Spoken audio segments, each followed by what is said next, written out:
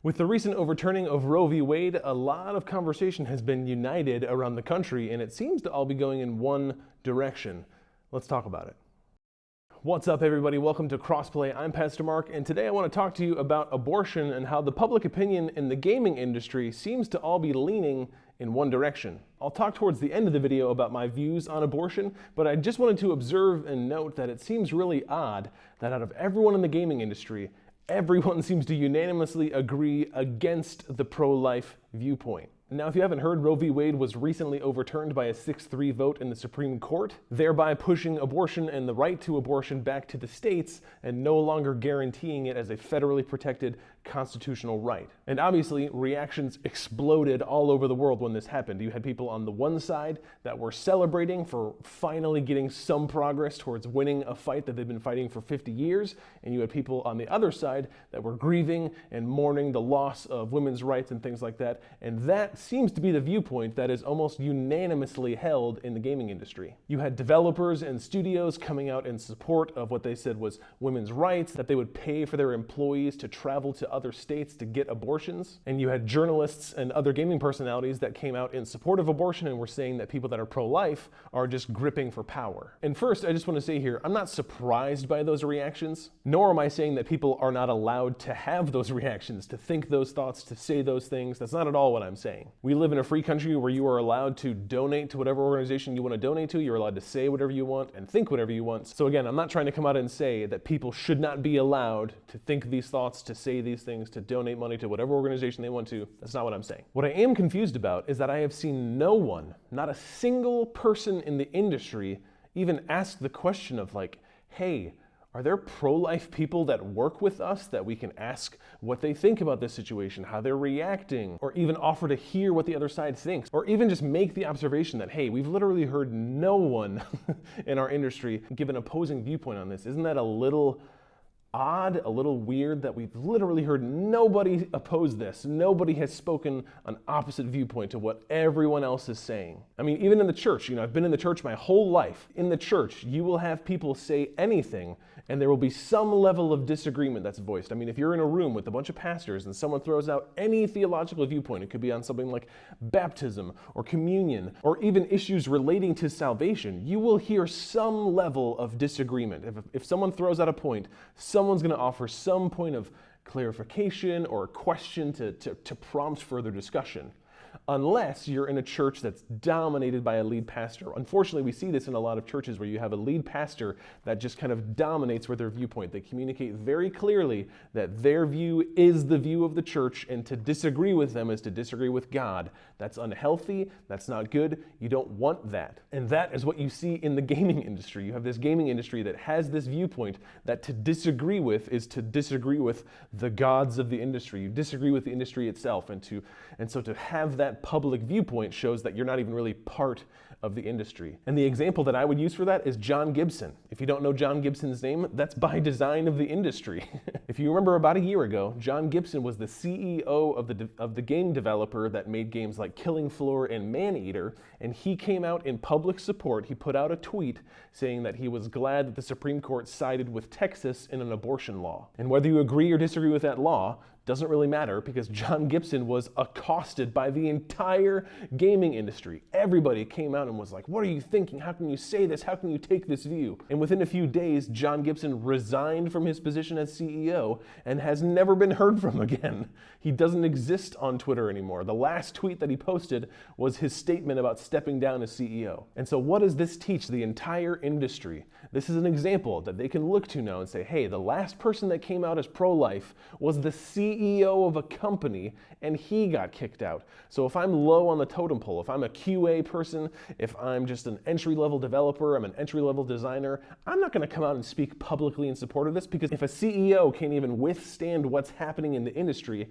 how am I, this low-level person, going to have any hope of surviving in an industry that I love and a hobby that I'm passionate about? So of course, by learning from that example, everyone's going to keep their mouth shut, they're not going to say anything, and they're going to keep their head down, or they're just going to publicly say like, hey, yeah, I'm all for abortion rights, even though they're not. And you might see that example and think, yeah, Mark, that's good. We don't want pro-lifers making our games. And I would say that's a pretty absurd expectation for the industry. First of all, the reason that this issue is controversial in the country is because it's not an all one-sided thing. It's not like 95% of the country is pro-choice and there's just this small group of pro-lifers that are barely holding on for life. It's just 5% of the total population. That's not the case with this issue. There are many, many millions of people who hold to a pro-life value. So to think that there's not at least a few in the gaming industry is a little odd. And secondly, it's worth noting that there are many game studios that are in very conservative states. Just look at the state of Texas. The state of Texas is second in the nation for the number of game developer jobs that it has for people. You have big studios in Texas like Gearbox,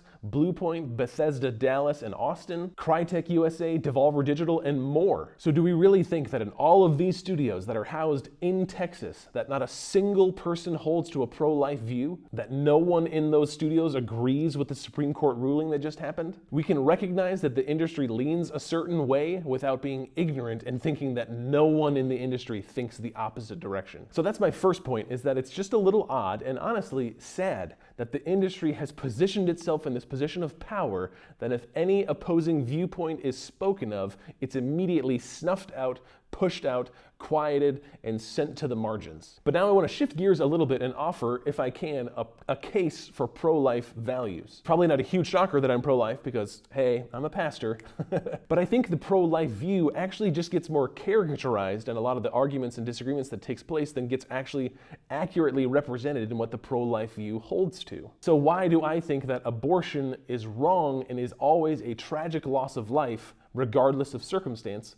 Well, it's because of that simple word, life. That's the question. Do we believe that the baby is alive? And I think this is the good thing about the progress that we've had in science and technology, is because when you look at what science says, it shows you that the baby is alive. I mean, from 1974, the year after Roe v. Wade was decided, there are science textbooks that were published that show that at the moment of fertilization, so the moment that fertilization occurs, in that fraction of a second, you have a unique genetic code that is created. And within that unique genetic code, you have things like blood type, the sex of the child, and other hereditary characteristics that are inherited from the parents. And that takes place in a fraction of a second, the moment fertilization occurs. And so based on that, science shows that in that moment, when that takes place, the baby is alive. A new, unique human life form is created. And so it might not look like a human yet, but you could take that unique genetic code and show it to a genetic scientist, and they would tell you, without a doubt, absolutely, this is the genetic code of a human person. Okay, so we've established that we have life. No one really disagrees with that. Even those on the pro-choice side would say, yeah, it's alive. We know that that is a life.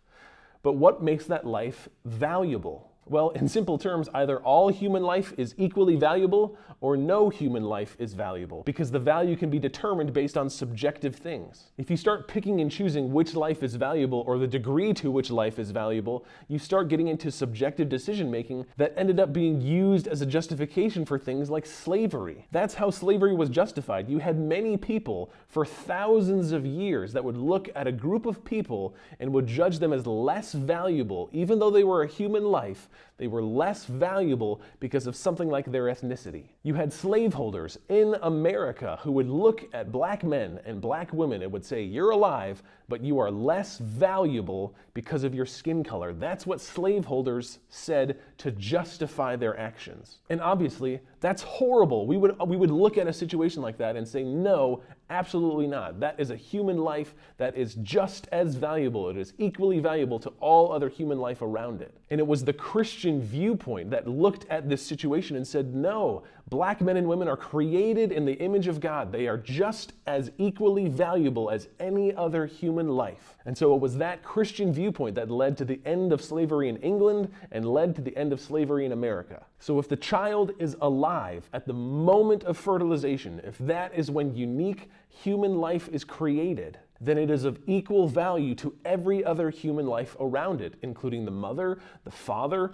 siblings, the homeless person down the street, the person in the hospital, whether you're old or young, whether you have a mental or physical disability, it doesn't matter. If you have a human life, that life is valuable and equally valuable to all other human life. See, the pro-life movement summed up in a sentence is that we value life and we want all human life to be equally protected. It doesn't matter if you are unborn or born, whether you're black or white or male or female, whether you have a mental or physical disability or not, whether you're old or young, whether you're just born or you're on your deathbed, all life is equally valued and deserves protection. And so to simply say that the woman has a right to choose is to ignore basic understanding of human life. The argument that it's her body and her choice ignores the reality that it's not her body. It's a unique human life with its own blood type, its own unique genetic code, its own sex. We know that women don't have 4 arms and 4 legs and different types of DNA, and so one of those bodies is the woman's, and one of those belongs to the child. To say that we recognize that the baby is alive, but the mother has a right to kill it, is to immediately put a higher value on one life over the other, based on the choice that someone else is making. And that argument is no different than the slaveholders that devalued someone else's life based on their own choice. And I know the typical criticism that gets thrown towards pro-life people is that you're not pro-life, you're just pro-birth. And while I admit that there is always work to be done, there's always work to be done in terms of more adoptions, more foster care, more support for parents, more support for women, more opportunities for support to be given, more funding to be given. Obviously, there's work to be done in that. My response to this argument is twofold. First, in the midst of working on these issues, the solution can't be that in the meantime, we just kill people, right? Like, we can't simply say, hey, while you're working all this stuff out, I'm just going to keep on killing babies. That can't be the solution for this, because that argument would never be applied to other forms of human life. Like if we were trying to address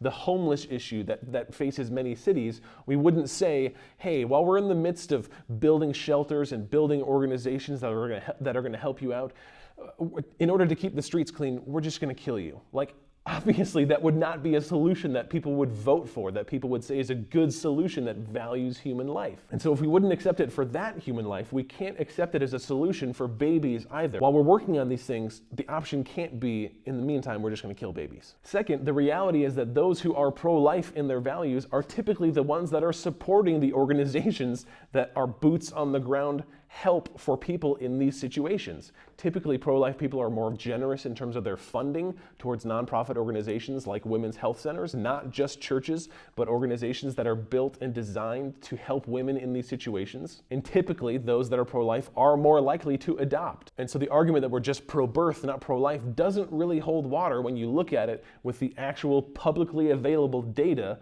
on this situation. But again, as I said, there is more work to be done. There is more funding needed. There are more organizations. There needs to be more boots on the ground to help people in these situations. Absolutely. But as I said earlier, just because there's work that needs to be done doesn't mean that the solution in the meantime means that we just give permission to snuff out 60 million more human lives. That can't be the solution that we have in the midst of this problem. The reality is that if God exists, and there's a good case for that, and if God created life, and there's a good case for that, then would it not make sense for us to defend human life as valuable and value that human life equally? That's the question that I'm putting out. And I'm not saying all this to change your mind. I'm simply trying to present a case that shows you that the power-grabbing, women-hating caricature that tends to be thrown around with pro-life isn't actually what we're fighting for. All we want, simply stated, is that all human life would be valued and protected equally. It's that simple. But at this point, I want to know what you think. Do you think it's odd that there's really no one that's offering the opposing viewpoint or seeking out the opposing viewpoint in the gaming industry? Is that weird? Is that normal? Is that acceptable? What do you think on that? And then I also want to know what your views are in terms of pro-life versus pro-choice. What do you think about that? What do you think about the arguments that I'm putting forth towards you? Do you agree or disagree? Let's have the conversation. Let me know what you think in the comments. And then, as with every video, I want you to know that I'm praying for you. I've prayed for you as I've made this video. If you've watched this video, I'm praying for you. If you have a specific prayer request, you can leave a comment or message me directly on Twitter, and I will pray for you specifically. So thanks for tuning in. May God bless you. Remember that God loves you, and I'll see you in the next video.